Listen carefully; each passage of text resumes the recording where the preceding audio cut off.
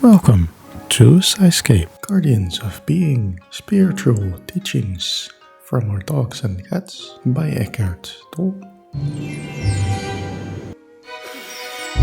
True happiness is found in simple, seemingly unremarkable things. But to be aware of little, quiet things, you need to be quiet inside. A high degree of alertness is required. Be still. Look, listen, be present. Bring awareness to the many subtle sounds of nature. The rustling of leaves in the wind, raindrops falling, the humming of an insect, the first birdsong at dawn. Give yourself completely to the act of listening. Beyond the sounds, there is something greater, a sacredness that cannot be understood through thought. Look at a tree, a flower, a plant. Let your awareness rest upon it. How still it is, how deeply rooted in being. Allow nature to teach you stillness. Everything natural, every flower, tree, and animal has important lessons to teach us if we would only stop, look, and listen. Just watching an animal closely can take you out of your mind and bring you into the present moment, which is where the animal lives all the time, surrendered to life. It's so wonderful to watch an animal because an animal has no opinion about itself. It is.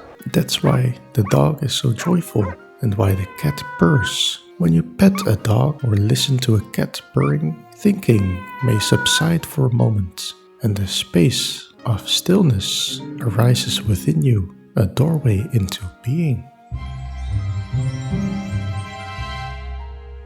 The vital function that pets fulfill in this world hasn't been fully recognized. They keep millions of people sane. They have become guardians of being. Most of us live in a world of mental abstraction, conceptualization, and image making, a world of thought. We are immersed in a continuous stream of mental noise. It seems that we can't stop thinking. Just as the dog loves to chew bones, the human mind loves its problems. We get lost in doing, thinking, remembering, anticipating, lost in a maze of complexity and a world of problems. Nature can show us the way home, the way out of the prison of our own minds. Close your eyes and say to yourself, I wonder what my next thought is going to be. Then become as alert as a cat watching a mouse hole. You may find that as long as you are absolutely alert, the next thought does not arise.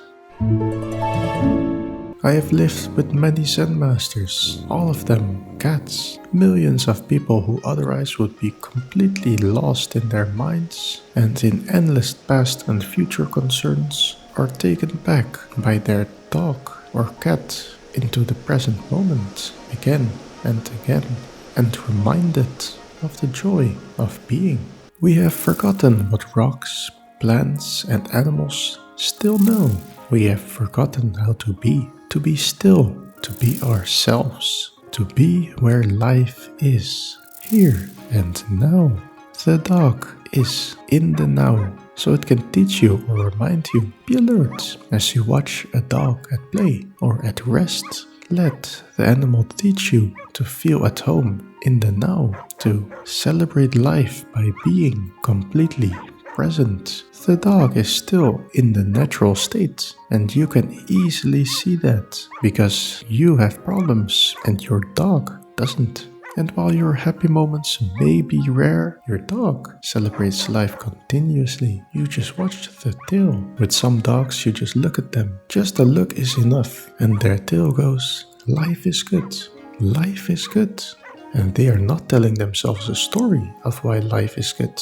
It's a direct realization. The human says, I love myself, or I hate myself. The dog says, woof, woof, which translated means, I am myself. I cat integrity, being one.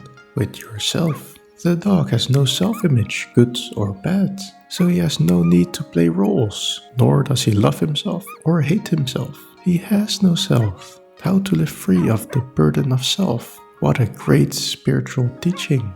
The key to transformation is to make friends with this moment. What form it takes doesn't matter. Say yes to it. Allow it. Be with it. Oh, that was the dog's teaching. I'm just translating it into words.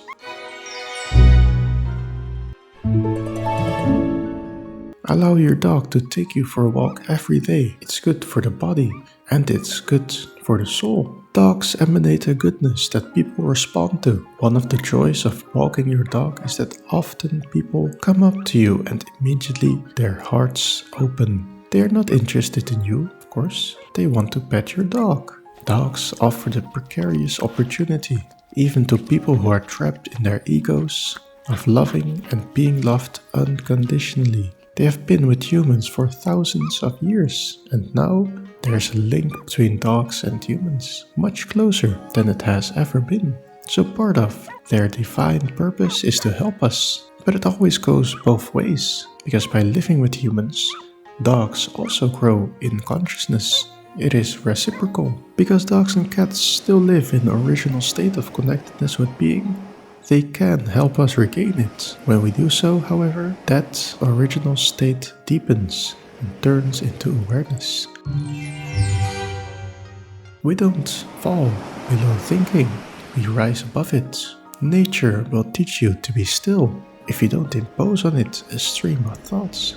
A very deep beating takes place when you perceive nature in that way, without naming things. When you don't confront the world with words and labels, a sense of the miraculous returns to your life that was lost a long time ago when humanity, instead of using thought, became possessed by thought. A depth returns to your life. Things regain their newness, their freshness. What is it that so many people find enchanting in animals? Their essence.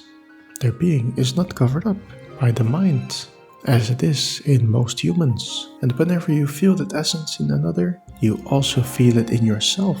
Every being is a spark of the divine or God. Look into the eyes of the dog and sense the innermost core.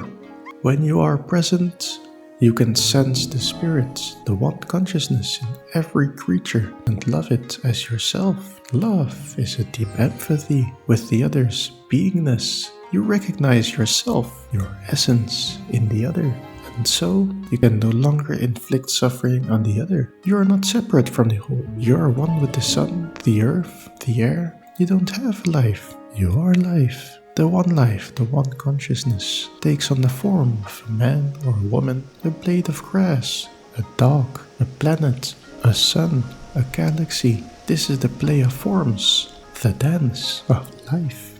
We are ultimately not separate, not from one another, nor from any living thing. The flower, the tree, the cat, the dog, you can sense yourself in them, the essence of who you are, you could say God. There is a term, a Christian term, which is beautiful. Loving the Creator in the creature. Thank you for watching, hope you enjoyed it. Follow along for more to come, and until then, cheerio.